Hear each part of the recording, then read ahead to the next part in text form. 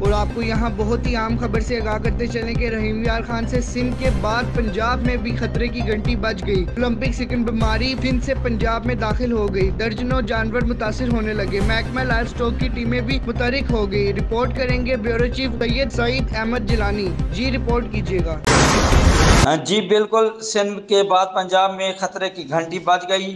لیمپی سکن بیماری سندھ سے پنجاب میں داخل، درجن جانور متاثر ہونے لگے، محکمہ لائف سٹاک کی ٹیمیں بھی متحرک ہو گئیں۔ لیمپی سکن بیماری ایک گلٹی دار جلدی بیماری ہے۔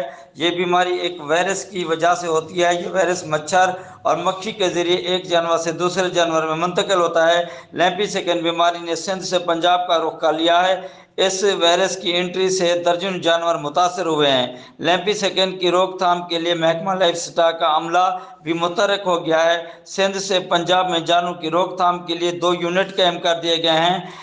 ڈپٹی ڈائریکٹر حسن رضا کی سربراہی میں جانوروں میں پھیلنے والی بیماری کی روک تھام کے لیے ٹیمیں تشکیل دے دی گئی ہیں، جو مختلف فارمز پر جا کر متاثرہ جانوروں کو ویکسین کر رہی ہیں، اور ساتھ میں آگاہی پمفلٹ بھی تقسیم کیے جا رہے ہیں تاکہ اس بیماری کو پنجاب میں پھیلنے سے بچایا جا سکے۔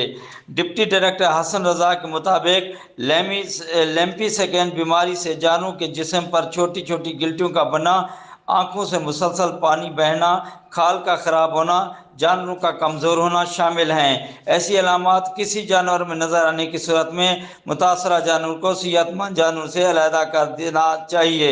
محکمہ لائف سٹاک کی جانب سے ہسپتال میں یونٹ قائم کر دیے گئے ہیں اور عوام کی ہیلپ لائن بھی جاری کر دی گئی ہے تاکہ وائرس کی تصدیق ہونے کی صورت میں فوری رابطہ کیا جا سکے۔